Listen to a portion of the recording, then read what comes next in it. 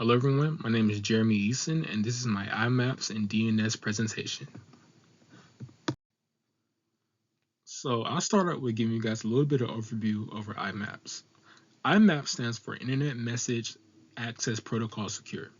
It allows users to access and manage their email directly on the mail server. Message remains stored on the server and it enables synchronization across multiple devices. Is wrapped in SSL encryption to protect the confidentiality and integrity of email in transit.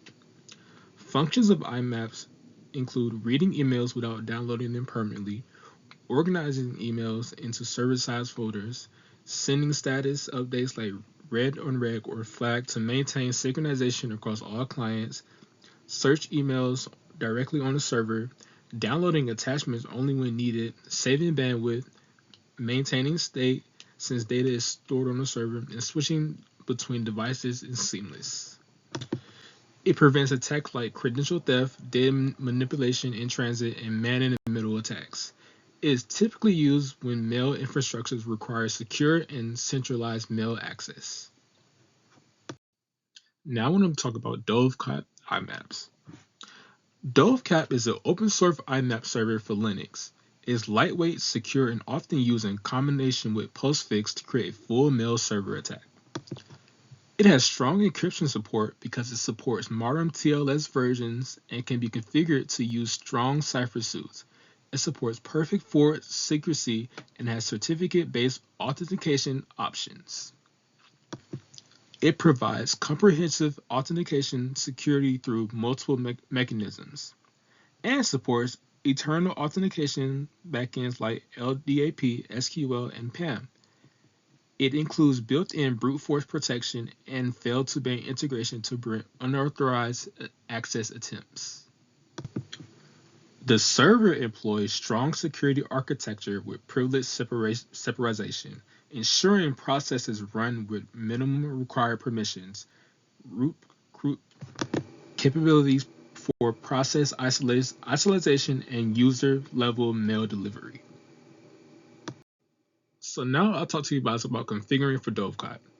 Dovecap secures email to clients using encryption and proper authentication. It has IMAPs and uses port 993 and ensures that all IMAP traffic between the mail server and clients is protected by TLS. Dovecap configures centers on setting up the secure SSL or TLS connections, defining trusted authentication methods, and properly directing mail storage. Its configuration files are located in etc. Dovecap.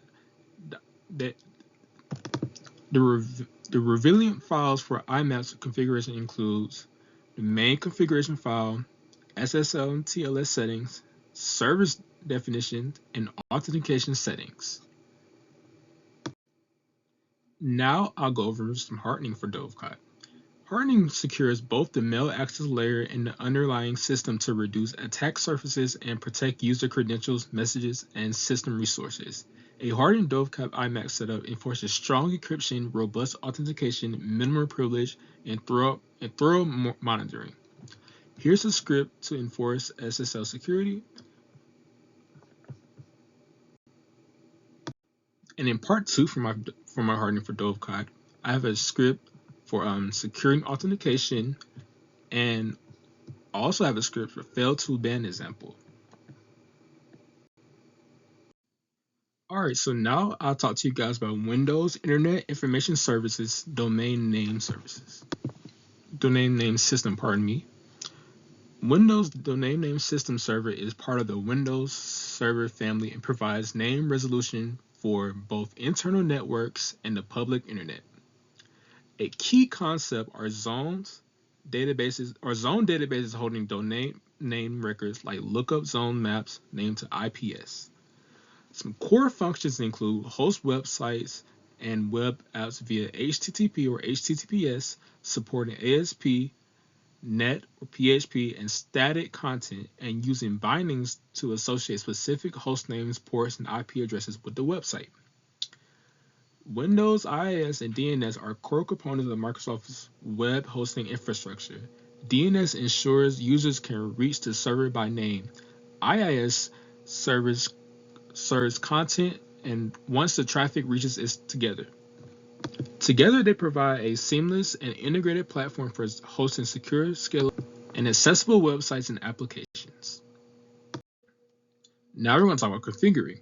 Configuring Windows Internet Information Services involves setting up the server to host websites, web applications, and services in a secure, efficient, and manageable way.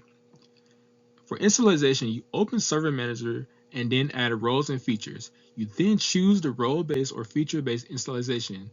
You select your server-enabled web server role. You then add role services, and in PowerShell, you insert the following command. For configuring application pools, you need a NetCLR version and choose No Managed Code for non-net apps.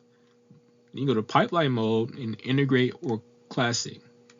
Identify the account that runs the process, and in PowerShell, I have the script available for you. For configuring HTTPS or SSL, you go to server. You want to serve pages over secure HTTPS, and then obtain an SSL certificate.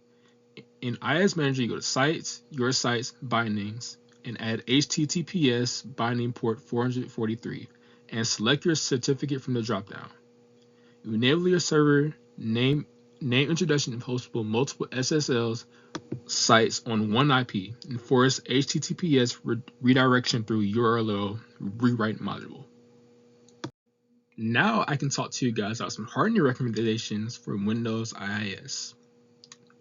To remove unnecessary features, you remove -Windows feature, web-ftp server, then you go to remove web features, web-webdav, and only install required role services via Secure Manager or PowerShell. To enforce HTTPS in strong TLS settings, you require HTTPS for all sites. Disable weak SSL or TLS versions and ciphers. Disable SSL Volume 2, SSL v3, TLS 1.0 and 1.1, and use at least TLS 1.2 or 1.3 with modern ciphers. And I give you some examples in parentheses. For application pool isolation and security, run each site in a separate application pool. Use built-in application pool identity, not high privileged accounts. Restrict NTFS permissions for app directories. Allow execute for web process and deny write modify except where required. Now here's a brief overview behind the Linux bind domain name system. Linux bind is developed and maintained by the Internet Systems Consortium. Bind provides a full implementation of the DNS protocols, acting as both an authoritative name server and a recursive resolver. It's the backbone for many enterprise internet scale DNS infrastructures. Bind translate domain names into IP address and vice versa, enabling users to connect to websites and services using human-readable names instead of numeric IPs. It's highly configurable for internal and external DNS roles and supports advanced security, redundancy, and performance optimizations. Properly configured and maintained, it forms the DNS backbone of secure and reliable network environments. Here's some configuring for Linux bind. To disable recursion on public servers, you do bash recursion no, allow recursion in 9. To restrict zone transfer, you do bash allow transfer and enter IP. To isolate bind using systemd, run bind in the Kahoot jail for isolation. Use bash options equal ubind-t-var-lib-name. Now we can go over some hardening recommendations. To disable recursion on authoritative service, we'll do bash options recursion no, allow recursion in 9. To restrict zone transfers, you do bash allow transfer.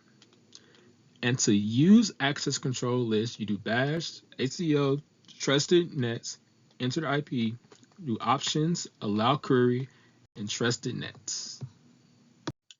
These are some sources that really helped me out with this presentation.